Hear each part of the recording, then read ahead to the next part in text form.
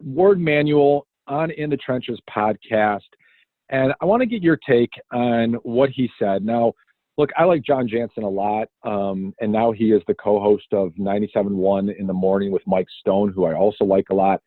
But the one thing you don't necessarily get with the John Jansen podcast is you don't get hard-hitting questions, right? You don't get a lot of details beyond what Michigan wants you to know. And when I'm reading the article, listening to the podcast, like one of the things that he talks to Ward Manuel, and Ward says, I'll give you the quote. He's talking about Jim Harbaugh and the fact that they've signed him for a contract extension through 2025. And he says, as a former captain and quarterback here, he knows exactly the expectations of Michigan and Michigan football and things that are expected in terms of success. I'm looking forward to his leadership for years to come. Ward Manuel then goes on to say, the goal here is to win those rivalry games and win the Big Ten. That is not going to change, and that quest continues. I believe in the staff. I believe in Jim as the leader of this program, and I believe in the staff that he's put together. And I would ask you, Justin, a little bit, the question I wanted to ask was, Ward, if that's the goal here, what did you see out of these 6 years where those things have not been achieved in order for you to extend Jim Harbaugh? If the goal is to win the Big Ten, if that's what the measure of success is, then explain the rationale behind extending Jim Harbaugh. And so I wonder what your take is on the comments that Ward Manuel made with John Jansen. Yeah, I think that, Mike, what's he supposed to say? Like, I know now he's made his decision, so he kind of has to say that, right? And so he's not going to come out and say, well, he's fell short, but we think that he can turn it around. I think it's a little bit of the coach speak and the politics of it, right? He's got to say, yeah, I believe in him. I think he's done the right things to put this team in place to win games and blah, blah, blah. Does he truly believe it? I don't know about that.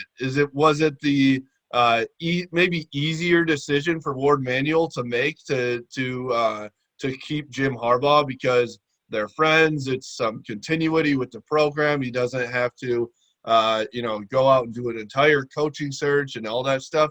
Yeah, it was probably the easier decision. Did he make it just because it was the easier decision? I think it had a factor to do it or to go into it, but I also think that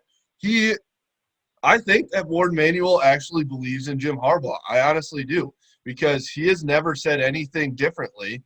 And I think that there's a little bit of disconnect, and this is what you're alluding to, about the goals that actual Michigan fans have for Michigan, and then the way that Ward Manuel and Jim Harbaugh and everyone else in the administration sees how things are going. I think they're a little bit blinded. Like they're thinking, well, we're right there. And there are a lot of people from the outside saying, you're not right there, right? You are very far from right there. And so I think that there's, excuses to be made on the inside sometimes, like, well, it was a weird year, and if things go differently, I think that Michigan has a shot at it and all this stuff. But the reality is that they lost to Michigan State at home when they were 23-point favorites. And that's one of a lot of unacceptable things that happened here in 2020. And then there are a lot of unacceptable things that happened in the 5 years prior to that too.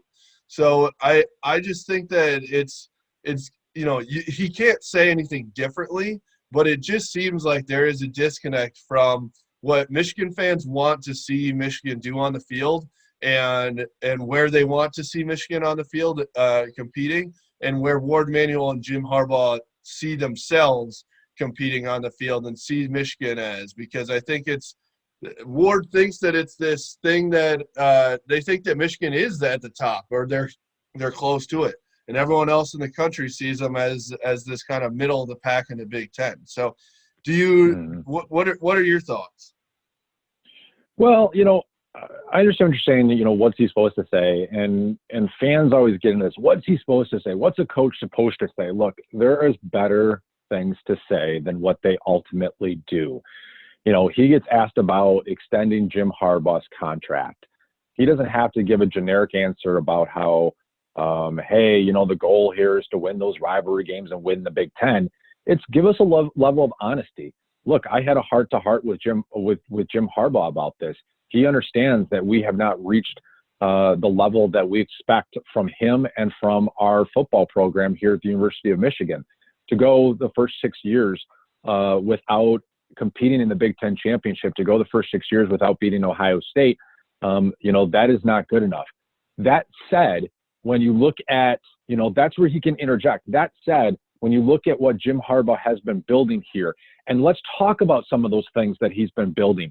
Let's look at some of the things that he has done behind the scenes. Let's look at his recruiting. Let's look at how he is shaping his staff. Let's look at the success that he's having in terms of just creating good community, academic success stories, good community, the things in the NFL draft. Let's talk about some of his successes, and let's talk about why we still believe in him, that we're going to extend him another 5 years.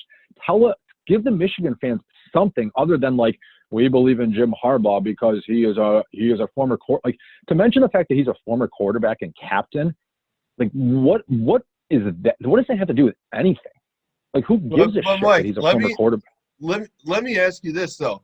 He's gotten that same freaking question 1,000 times in the last 6 years about, is Jim Harbaugh the guy? You're beating your rivals, all this stuff. So I put it a little bit on the media. Hey, let's ask a different question some way instead of completely just pounding that over and over again, where we already know that's the answer we're going to get, right? Instead of, But see, Justin, this time it's different because this time you just extended him. You just gave him a contract extension. So explain why he was worth a contract extension. And I actually disagree. I don't think he gets pounded about by the media very much because he doesn't make himself available to the media very often. I mean, this is the first interview he has done with a member of the media, but it's an internal podcast since the week of the Ohio State game. And if you remember, he got asked about a contract extension the week of the Ohio State game, and he immediately pivoted that to like, well, we don't want to talk about it. That's not the time to talk about it. We'll discuss this at another opportunity. Right now, our focus is on the Michigan-Ohio State game and COVID and stuff like that. So what he said was, hey, members of the media, I'm not going to talk about Jim Harbaugh's contract right now, but that'll be a discussion we can have down the road. And here we are. That was early December, right? Here we are 2 months later. He has not made himself available to the media. All he's made himself available to is an internal podcast with a former player. So, I mean, this is the kind of stuff that drives the media crazy. This is the kind of stuff that should drive you as a fan crazy because he has never, ever offered any transparency, any reason, any explanation for why Jim Harbaugh is the guy to extend for 5 more years. He's just giving you generic public release quotes that serve no purpose whatsoever because they're so blah and so bland that they don't tell you anything about the thought process. Well, I'll agree with you in one aspect is as I'm watching the just Detroit one? Lions. Come on, that was a convincing argument. I know. I agree with you, and I mean I don't think that Ward Manuel is great on the podium. To be honest, I think that he's not in a good position because it was a home run hire at the time, and now you've been backpedaling trying to back that this is the guy for the past 6 years, right? So it's like you're put in a bad position from the beginning, and you just constantly try. It's like trying to convince all your friends that your girlfriend is like great, but they see that she's this witch behind the scenes, right? Like they see it, but you don't because you're in love with her. And so that's kind of how I feel that he sees it. And he's like constantly trying to convince everybody that he's the guy.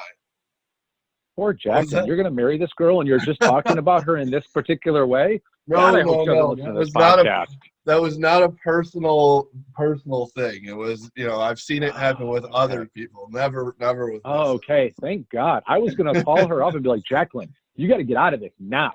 Okay. You're not married yet. This is what he said about you on the podcast. Like, you need to walk away from Mr. Rowe. Thankfully, I don't think she listens to me. I think she tunes me out already after we've been together for 6 years or so. So, maybe hopefully she won't. Yeah, the biggest thing in, I think, I don't know, any marriage, but how many times you have to repeat yourself because the other person's not listening to you, whether you're like in bed next to them or at the dinner table, and someone's like, and I'll be like, so how was your day? And Amy will say to me, how was my day? I'm like, yeah, I'm being nice. I'm asking how your day was. And she's like, you mean what we just talked about for the last 5 minutes, how my day was?